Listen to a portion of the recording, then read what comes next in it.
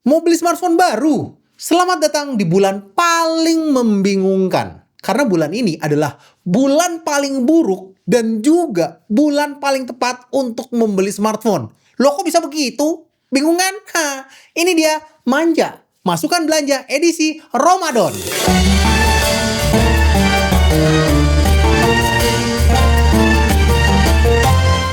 Kenapa bulan ini adalah bulan paling baik untuk membeli smartphone? Ada beberapa faktor. Pertama, model-model smartphone terbaru sudah bermunculan. Kedua, kalian tuh sudah pada terima THR. Terus kenapa bulan ini adalah bulan terburuk untuk beli smartphone? Alasannya sama.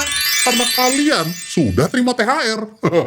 Brand smartphone tahu hal tersebut dan somehow harganya cenderung naik jika dibandingkan dengan bulan lalu. Kalau alasannya karena RAM, itu tuh naiknya udah sejak bulan Januari. Tapi di bulan Maret ini, malah naik lagi. Emang paling bisa dah mereka dah. Oke, biar kagak kelamaan kita mulai aja. Rekomendasi mulai dari smartphone 1 juta. Smartphone di harga 1 jutaan ini saya lihat terbagi menjadi dua kategori. Yang pertama adalah smartphone untuk komunikasi aja. Dan yang kedua adalah smartphone buat kerja lapangan dengan baterai yang besar. Untuk kategori pertama yaitu smartphone untuk komunikasi, menurut saya pilihan terbaiknya adalah Samsung Galaxy A07 4G. Untuk sekedar alat komunikasi, menurut saya smartphone ini tuh lebih dari cukup. Pakai chipset MediaTek Helio G99, meski jadul, tapi ini tuh reliable dan gesit ya. Sehingga tuh nyaman untuk digunakan. Bahkan kamu bisa main game MOBA dengan nyaman di smartphone ini. Samsung Galaxy A07 4G ini juga cocok buat yang berencana menggunakan smartphone ini dalam jangka waktu yang lama. Update softwarenya tuh panjang, khas Samsung. Dan ada juga Samsung Knox, fitur perlindungan yang sangat berguna terutama untuk orang tua. Bisa menangkal instalasi APK jahat yang kadang bisa mencuri data atau munculin pop-up iklan yang nggak ada hentinya. Kalau mau beliin smartphone pertama untuk anak, ponakan, atau bahkan orang tua, smartphone ini adalah smartphone yang cocok. Dan untuk kategori kedua, ini buat kamu para pekerja yang butuh baterai besar di harga kurang dari 2 juta. Jujur pilihannya tuh banyak ya, bahkan ada yang nge-branding smartphone-nya sebagai smartphone paling cocok buat ojek online. Tapi melihat harga, spesifikasi, storage, dan ketersediaan NFC, menurut saya pilihan terbaiknya di bulan ini adalah Motorola G06 Power. Nah kan gue biasa deh, Motorola G06 Power atau G06 Power. Susah ngomongnya nih. Kalau G06 itu harganya mahal bang. Oh gitu, Iya. G06 Iya. Power. Tenaga. Ya boleh, ya. Ya, G06 tenaga. Baterainya 7000 mAh, desainnya cakep, ada NFC, IP64, IP64 ya maksudnya. Gue jadi pusing nih. Dolby Stereo apaan? Dolby kiri kanan. Ya, ada Dolby Stereo. Pokoknya ini banyaklah lebihnya. Untuk chipset pakai MediaTek G81 Extreme yang mana ini bisa diterima karena mostly yang lain itu juga pakai chipset yang sama atau sekelas. Nah, kurangnya atau hal yang harus diperhatikan adalah RAM-nya. Hanya 4 GB soalnya. Kalau kamu biasa buka aplikasi ya cuman 1 atau 2 aja tanpa harus banyak aplikasi yang jalan di background kayak aplikasi buat narik angkutan online, HP ini tuh cocok. Tapi kalau butuh RAM gede, baiknya pilih Poco C85 aja. Varian 6128 dan 8256-nya masih ada di harga sejutaan. Walau ini harganya sekarang tuh udah lebih mahal ya daripada harga launchingnya. Fiturnya nggak kalah komplit dari Motorola G06 Power. Baterainya 6000 mAh, chipsetnya sama ya di G81 Ultra. Ini penamaan belakangnya aja beda karena ya hanya customnya aja kan ya. Mostly sama performanya. Ada fast charging bahkan di 33 watt dan juga NFC. Jadi ini HP ini tuh cukup lengkap. Sebenarnya Motorola G06 Power itu tuh ada varian 8 GB-nya. Cuman ya harganya nyampe 2 jutaan gede. Jauh bener. Nah, untuk HP harga 1 jutaan pilihan saya cuman 3 itu aja. Padahal baru sejutaan, udah panjang nih videonya. Nah, saya coba persingkat ya. Sekarang untuk harga 2 jutaan, menurut saya ada 4 tipe smartphone di range harga segini. Smartphone pertama adalah untuk mereka yang mau pilihan aman dan dipakai nyaman, apalagi kalau bukan Samsung. Ada Samsung Galaxy A07 versi 5G di harga 2 jutaan. Sekarang Samsung tuh udah nggak sepelit dulu buat ngasih processing power. Setelah versi 4G-nya itu yang 1 jutaan pakai MediaTek Helio G99, versi 5G-nya ini pakai Dimensity 6300. Baterainya juga jadi 6000 mAh dan tentu saja masih dapat update selama 6 tahun ke depan. Tapi RAM storage-nya emang agak mepet sih. Tapi ya nggak apalah ya buat yang nyari HP buat harian dan minim keributan gitu. Ini pilihan terbaik. Minim keribetan, bukan minim keributan ya. Oke, hampir salah tadi. Pilihan kedua adalah buat mereka yang mau smartphone tangguh. Menurut saya pilihan terbaiknya adalah Realme C85 4G. Baterainya 7000 mAh, IP ratingnya komplit sampai IP69K dan military standard. Ini tuh lengkap banget. Yang harus diperhatikan memang chipsetnya aja. Ini Snapdragon 685. Chipset lawas, nggak ngebut dan bertipe hemat daya. Ya baterainya emang jadi tahan lama banget sih, nyalanya ya cuman ya kalau misalnya kalian mau pakai main game ya jangan banyak berharap dah ya. Pilihan ketiga buat yang mau gaya. Ada Infinix Hot 60 dan Hot 60 Pro Plus. Iya, dua-duanya bisa dipilih soalnya tipis. Di harga 2 juta, tipis itu tuh barang mewah. Bisa jadi efek wow pas lagi kumpul bareng lebaran. Tapi ingat ya, selain tipis, saya tuh nggak lihat smartphone ini punya kelebihan lain. Nambah layar AMOLED aja deh. Nah, itu aja. Tapi kalau efek wow di pas lagi lebaran, ria dong bang ya.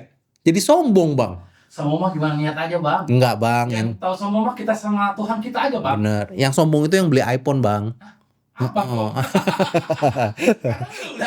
Pilihan terakhir, ini sebenarnya buat smartphone all-rounder. Sebelumnya itu ada Motorola G45, cuman stoknya lagi habis. Nah, harusnya Redmi Note 15 4G nih. Cuman ternyata Poco tuh masih punya stok Poco M7 Pro. Udah keluar dari April tahun lalu. Mungkin karena stok lama, dia tuh nggak terpengaruh sama kenaikan harga RAM. Bayangin, RAM storage-nya di 8256. Nah, yang Redmi Note 15 yang 4G, udah mah 4G, cuma dapat di 6128. Selain Poco M7 Pro ini udah 5G, speknya juga lebih baik, pakai Dimensity 7025 Ultra, AMOLED, kameranya 50 megapiksel pakai OIS. Mewah ini buat standar sekarang. Baterainya sih masih era dulu ya, di 5000-an mAh, tapi ngecasnya 45 watt. Jadi lumayan lah. So, buat yang pengen smartphone yang bisa kasih value tertinggi di 2 jutaan bulan ini, bisa ambil Poco M7 Pro. Asik kan nonton manja? Kalau suka subscribe dong, kasih like dong, dan share di status WhatsApp kamu dong. Kali aja ada yang terbantu. Jadi kenapa? Begini bang, jangan share hoax mulu. Nah, jangan share hoax. Jadi ada pahala insya Allah ya kalau ngebantu orang gitu. Nah, sekarang kita lanjut ke smartphone 3 jutaan. Di harga 3 jutaan pilihannya beragam nih. Soalnya di harga segini pihak pabrikan tuh sudah punya cukup budget untuk ngasih spesialisasi di smartphone-nya. Contoh buat yang all-rounder, semuanya di cover gitu ya. Di harga 3 jutaan kecil, pilihan terbaik menurut saya itu tuh di Redmi Note 15 5G. Snapdragon 6 Gen 3 yang cukup gesit, kamera 108 megapiksel dengan OIS dan baterai 5520 mAh dengan fast charging 45 watt. Itu kena semua. Memang yang agak kurang di storage-nya. Yang ini tuh RAM 6GB dan storage di 128GB. Mau beli varian yang 8256 juga bisa, cuman itu di 3 jutaan gede. Kalau 3 jutaan gede, menurut saya mending ke Motorola G86 Power. Sama-sama 8256 tapi ngasih chipset yang lebih ngebut, yaitu Dimensity 7400. Baterai gede di 6720 mAh dan sudah IP69. Kamera masih lumayan dengan 50 megapiksel dengan OIS. Alternatif dari Motorola G86 Power ini adalah iQOO Z10. Nambah dikit tapi dapat lebih banyak juga. Ya, 7S Gen 3-nya tuh punya benchmark yang lebih tinggi. Baterainya juga lebih gede lagi di 7300 mAh. Dan ngecasnya juga cepet, 90 watt coy. Nah, buat all rounder itu tuh ya pilihannya 3 itu aja. Selanjutnya buat anak gaming banget, Infinix tuh jadi satu-satunya pilihan. Ada GT30 sama GT30 Pro, keduanya di 3 jutaan dan ada trigger buttonnya. Sesuaiin aja sama budget dan kebutuhan. Dimensity 8350 di GT30 Pro ini masih jadi chipset paling ngebut di harga 3 jutaan. Ya, ini masih di 3 jutaannya, yang ini tuh buat yang mau gaya di harga 3 jutaan, yaitu Infinix Note Edge 5G Plus. Ini tuh keren loh. Dimensity 7100 ya, lumayan lah ya ini. Terus baterainya gede 6500 mAh, tapi penampakan HP-nya tuh masih tergolong ramping. Layarnya curve dan ada dual speaker dari JBL. Wah, gaya lah pokoknya lah. Terus buat yang suka foto-foto, ada Camon 50. Nah, tapi ini tuh buat foto-foto aja ya. Camon 50 ini tuh kalau dilihat speknya asli kagak menggiurkan. Budget produksinya tuh lari ke kamera semua. Kamera 50 megapiksel OIS dengan sensor litianya ini tuh keren hasilnya. Baterainya juga oke, 6500 mAh dan ada sertifikasi IP69K. Yang harus kalian perhatikan ini chipsetnya. Pakai Helio G200, setara sama smartphone 1 jutaan benchmarknya. Mana masih 4G juga lagi. Sekarang buat yang butuh smartphone tangguh dan bisa jatuh-jatuh. Ada rimanya tuh, keren kan? Tapi semua handphone bisa jatuh, Bang. Iya bener bang, ada gravitasi soalnya bang. Iya, Iya, betul. bener juga, salah saya, maaf ya. Nah, yang bisa jatuh-jatuh itu adalah Realme C85 yang 5G menurut saya itu masih layak untuk dimiliki. Dimensity 6300-nya ini emang kurang sih kalau dibandingin sama yang lain yang udah di seri 7000. Tapi baterainya dia tuh gede, 7000 mAh. Ada IP69 Pro alias sertifikasi IP-nya tuh dimentokin sampai bisa direbus dan juga udah military standar. Terakhir, buat yang budgetnya 3 jutaan tapi mau smartphone yang storage-nya gede, ada Poco X7 5G. Harusnya ini tuh di 4 jutaan sih, tapi thanks to depresiasi harga, dia tuh sekarang ada di 3 jutaan. Speknya juga tergolong lumayan untuk smartphone 3 jutaan. Bisa bersaing sama smartphone 3 jutaan lain masa kini lah. Chipsetnya MediaTek Dimensity 7300, kamera 50 megapiksel, ada OIS-nya dan punya sertifikasi IP68. Lumayan all-rounder kan? Sok mangga, dipilih aja smartphone 3 jutaan yang paling cocok buat kamu. Sekarang rekomendasi smartphone 4 jutaan. Buat yang nyari smartphone paling komplit di 4 jutaan, pilihan pertamanya adalah Motorola Edge 60 Fusion yang 12256. Harganya tuh di kisaran 4,5 juta. Kalau budgetnya bisa naik dikit, kamu tuh bisa beli smartphone dengan spek yang lebih baik. Redmi Note 15 Pro 5G yang 8256. Chipsetnya sama, yaitu di Dimensity 7400, tapi baterainya lebih gede. Kamera juga lebih baik. Beda 200.000 aja. Pilih yang manapun menurut saya adalah pilihan yang tepat. Selanjutnya buat yang main aman dan ya nggak mau ribet ya, tentu saja selalu Samsung. Di 4 jutaan ada Samsung A26 dan Samsung A36. UI-nya tuh mudah untuk digunakan dan update software untuk 6 tahun ke depan mendiferensiasi mereka dari smartphone yang lain. Sekarang buat yang butuh storage besar di harga 4 jutaan, sekarang tuh banyak yang punya storage 512 GB. Ada Redmi Note 15 5G yang 12512, 4,5 juta aja, dan Poco X7 Pro 5G di yang 512 ada di 4,9 juta. Spek Poco X7 Pro ini tuh udah siap tempur banget. Chipsetnya tuh kuat buat main game. Baterainya gede 6000 mAh, ngecasnya cepet 90 watt, kameranya 50 megapiksel dan ada OIS tentu saja dan juga sudah IP68. Kalau mau pakai Poco X7 Pro buat main game tuh bisa banget. Tapi kalau emang mau smartphone yang gaming banget di harga segini, masih ada Infinix GT30 Pro yang 12512. Lu download dah tuh game yang berat-berat. Masih kuat ya? Apalagi yang belum ya? Oh, buat yang budgetnya 4 jutaan tapi mau baterai bagong, nah itu ada iQOO Z10. Nah, itu tuh ada di 12256 dan 12512. Pilih yang sesuai budget dan kebutuhanmu. Ini saya cepet-cepet aja bahasnya ya, durasi soalnya. Kalau ada yang mau dibahas ya bisa langsung aja di kolom komentar. Saya akan balas sebisanya. Atau buat yang paham ya tolong bantuin saya ya jawabin pertanyaan sobat yang lain. Oh, sebelum ada yang nanya, Bang kok di 4 jutaan nggak masukin Tecno Camon 50? Nah, kamera Tecno Camon 50 ini emang bagus banget. Tapi fotonya aja. Di 4 jutaan ini tuh ada yang 8256 dan yang 12256. Namun, melihat harganya, saya tuh lebih memilih Motorola Edge 50 Fusion dan Redmi Note 15 Pro 5G sama Poco X7 Pro.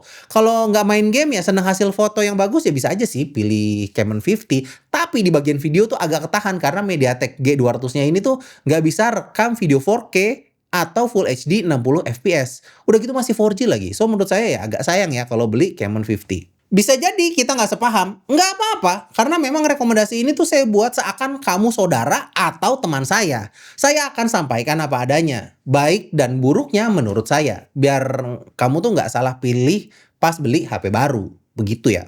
Kalau nggak saudara mah beliin lah bang, nggak usah rekaman doang. Kagak, masa sama saudara lu beliin? Lah, Siapa lu? lah, Lu kalau saudara gue suruh beli sendiri. saudara macam apa itu? Capek bang. Oh. Masa kita yang beliin saudara? Belum puasa masih ada berapa? Ih, saudara sepupu gitu bisa beli, enak aja kerja. Emang nggak apa ya sepupunya? Enggak. Lo jangan jangan membuat fitnah-fitnah yang nggak bener lo. Lanjut ke 5 jutaan. Smartphone 5 jutaan kali ini tuh menarik banget karena di range harga segini banyak yang mau jadi flagship killer. Pertama nih ya, si flagship killer kamera, Tecno Camon 50 Pro. Di global namanya ini tuh Tecno Camon 50 Ultra. Jadi di penamaan di Indonesia versi ultranya tuh jadi versi Pro. Nah, kalian tahu nggak DxO Mart-nya berapa? Setara iPhone 14 Pro Max. Oh, edian kan? Mungkin versi Camon 50 biasanya itu tuh nggak terlalu saya rekomendasikan karena ya masih 4G dan performanya tuh pas-pasan. Tapi versi Pro-nya ini sudah di-upgrade di semua lini. Dimensity 7400, kameranya 50 megapiksel dengan OIS yang hasilnya bagus banget. Ada telefoto 50 megapikselnya lagi dan punya 3 times optical zoom. Dan kamera depannya yang 50 megapiksel ada autofokusnya. Bisa ngevlog di 4K 30 ataupun Full HD 60 fps. Baterainya gede 6500 mAh, punya sertifikasi IP69K dan standar militer. Bukan lagi jadi smartphone yang jualan kamera doang. Versi 8256-nya dijual di harga 5,5 jutaan. Pengen yang kameranya bagus juga dengan spek naik dikit ya ada Redmi Note 15 Pro Plus 5G yang 8256. Nggak ada telefotonya sih, tapi kamera utama yang 200 megapikselnya ini oke loh. Untuk pecinta kebut-kebutan, para mania performa di 5 juta kecil bisa ambil iQOO Neo 10 yang 8256. Kalau budget bisa sampai 5 juta besar, nah ini ambil yang Poco F7 tuh masih bisa. Chipsetnya sama-sama pakai 8S Gen 4, tapi storage-nya dan RAM-nya tuh naik jadi 12 Rekomendasi lain di harga segini adalah Infinix Note 60 Pro. Alasannya bukan karena speknya tuh lebih baik, tapi karena dia beda aja. Ada Active Matrix-nya loh. Gaya. Kalau yang mau beda dan mau tampil gaya, nah belilah ini. Tersedia yang 8256 dan 12256. Mohon maaf ya, saya memang suka sekali smartphone Enora. Sekarang kita bahas rekomendasi smartphone 6 jutaan. Udah mulai nggak seru yang ini. Pilihan yang masuk akal menurut saya itu cuma 4 ya. Tecno Camon 50 Pro yang 12256. Harganya di 6 jutaan lebih dikit aja. Kemudian Motorola Edge 60 Pro yang 12256 juga. Tapi chipsetnya tuh lebih powerful dan ngecasnya tuh lebih cepet. Butuh storage gede ya. Ada Redmi Note 15 Pro Plus yang 12512. Dan buat yang butuh smartphone tahan lama, baterainya ada di iQOO Neo 10 yang 12256. Tinggal pilih aja sesuai budget dan kebutuhan.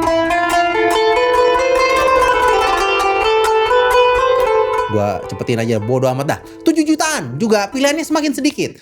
Saya sih sukanya Xiaomi 15T ya. Ini tuh jagoan saya. Kameranya bagus, dipakainya juga enak. Kurangnya paling nggak kayak smartphone zaman sekarang yang baterainya segede-gede doblak. Kalau mau cari baterai gede ya performanya nggak ada obat, ada di iQOO 15R nih. R-nya di sini memang beneran racing guys. Snapdragon 8 Gen 5, baterainya 7600 mAh, ngecasnya 100 watt, IP69. Stres sih menurut saya. Kurangnya ada di kamera aja yang kelihatan banget, bukan prioritas. Kalau butuh yang RAM gede dan storage-nya gede di 7 jutaan ada iQOO Neo 10 varian 16512. In this economy, RAM segede gini dan storage seluas ini di harga 7 jutaan adalah sebuah kemewahan.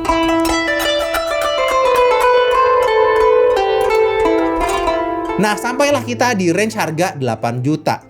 Range harga ini cukup kompleks ya. Sebelumnya tuh selalu saya skip karena nggak ada yang seru menurut saya. Tapi di bulan ini cukup banyak yang launching smartphone di harga segini.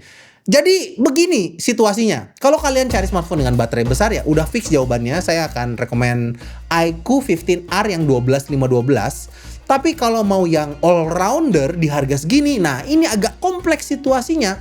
Jadi ada 3 nominasi sebenarnya. Ada Poco F8 Pro, Vivo V70 5G, sama Realme 16 Pro Plus. Kami sih cukup impress ya sama Realme 16 Pro Plus. Kameranya bagus, telenya kepake, 7000 mAh, dan sudah IP69 Pro ya, alias IP rating komplit itu. Masalahnya, ini belum dijual, baru launching aja. Nah, kalau kalian harus beli sekarang nih bulan ini, maka ya jadi ambil Poco F8 Pro aja. Nah masalahnya di harga segini tiba-tiba Xiaomi 14 itu tuh lagi cuci gudang. Harganya jadi 8.999.000. Baterainya mungkin kecil sih tapi kameranya bagus loh. Flagship 2 tahun lalu loh ini. Sekarang saya malah pusing nih, rekomen yang mana ya? Mungkin begini, kalau baterai bukan masalah, mau smartphone yang kameranya oke, ambil Xiaomi 14. Cuman kalau udah diobral kayak begini ya biasanya nggak akan lama dia tuh akan habis. Kalau udah habis ya saran saya tunggu Realme 16 Pro Plus aja. Dapat 512 GB juga soalnya. Tapi kalau kebelet banget ganti sekarang ya ambil Poco F8 Pro. Nah untuk Vivo V70 ini menurut saya nggak banyak improve dari V60 ya. Mostly speknya sama dan V60 yang 512 GB itu harganya di 8,5 juta. Sementara yang V70 yang 8.999.000 ini masih di 12.256. Kalau cari smartphone yang all-rounder, nyaman dipakai, dan kamera depannya bagus, ya menurut saya ambil yang V60 aja. Saya bisa sih memperbolehkan beli V70 hanya karena kolaborasi sama Popmart-nya itu tuh lucu. Kolaborasi kayak begini tuh jarang soalnya di Indo. So menurut saya beli V60 yang 512 GB itu lebih bijak. Tapi kalau terlanjur suka sama kolaborasinya ya bisa dipahami kalau tetap ambil yang Vivo V70. Nah sekarang kita bahas segmen smartphone premium. Smartphone premium itu adalah smartphone yang nggak bisa dibilang flagship ya. Sebelumnya sih gampang. Biasanya harganya di bawah 10 juta. Tapi sekarang karena smartphone flagship udah bisa sampai 30 jutaan, membuat smartphone premium juga ikutan naik harga sampai ke belasan juta. Nah, rekomendasi smartphone premium yang layak beli, yang pertama adalah Samsung S25 FE, mulai dari harga 9 jutaan. Smartphone itu definisi smartphone enak dipakai, nggak nyusahin dan reliable. Memang nggak ada hal yang ditonjolin sih dari HP-nya, tapi buat yang emang mau pakai HP buat hari-hari dan nggak neko-neko dalam memilih HP, ini pilihan teraman. Ada 2 varian ya, yang 8256 sama 8512. Pilihan kedua, Xiaomi 15T Pro. Nah, ini kameranya bagus, rasanya hampir flagship. Harganya juga nggak semahal flagship. Di harga yang sama, lawannya itu ada Poco F7 Ultra dan Sharp Aquos R10. Untuk Poco F7 Ultra kalahnya ada di kamera yang jika dibandingkan sama Xiaomi 15T Pro. Sementara untuk Sharp Aquos R10, kayaknya ada yang salah deh sama strategi pricingnya. Dari tahun lalu saya lihat nggak compete harganya soalnya. Secara spek harusnya bisa lebih murah ini harganya. Nggak 11 juta juga. Semoga Sharp lekas ada yang bantu ya. Siapa kek? Mungkin hire kita gitu. Nah, itu bisa. Bisa masuk. Tiba-tiba jadi agency. Rekomendasi terakhir untuk smartphone premium adalah Poco F8 Ultra. Speknya bagus, fitur speaker Bose-nya menarik, cocok buat bapak-bapak yang suka setel video dengan volume tinggi di tempat umum, dan pricingnya oke. Saking oke-nya menurut saya malah matiin posisinya iQOO 15. 11.700.000 buat 16.512 ini killer price. Sekarang kita ke kelas flagship ya, terutama compact flagship. Ada 4 pilihan, harganya tuh nggak terpaut jauh. Oppo Find X9, Vivo X300, Xiaomi 17, dan Samsung S26. Mending yang mana? Kalau saya sih mending Xiaomi 17. Alasannya adalah karena dia tuh pakai Snapdragon 8 Elite Gen 5 dan punya kamera yang menurut saya lebih baik.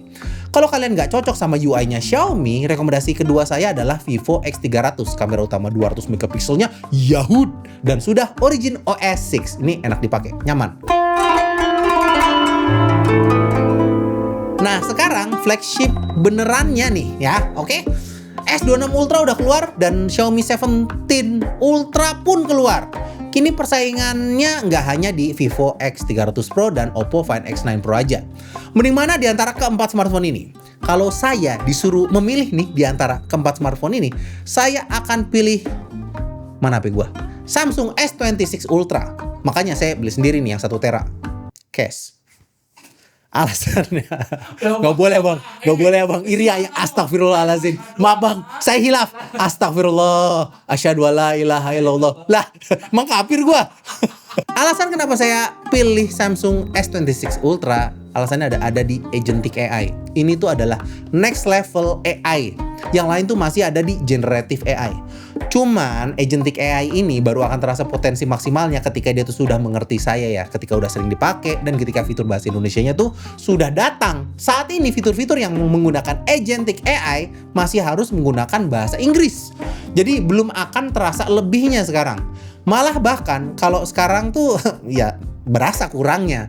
Kalau kalian tanya saya, nah di antara keempat smartphone ini mending beli yang mana? Saya akan jawab mending beli Xiaomi 17 Ultra. Karena memang the real ultra saat ini adalah Xiaomi 17 Ultra. Kameranya tuh ada di level yang berbeda. Speknya juga. Yang lain sebenarnya masih ada di level Pro. Makanya penamaannya juga Vivo X300 Pro dan Oppo Find X9 Pro. Versi Ultra mereka tuh belum keluar. Nah, kita akan melakukan pembicaraan ini lebih dalam setelah semua smartphone versi Ultra sudah keluar, oke? Penutup, smartphone foldable. Motorola tuh keluarin smartphone flipnya tuh. Harganya tuh 11 juta aja. Menurut saya itu tuh bagus. Namanya Motorola Razr 60. Silahkan dibeli.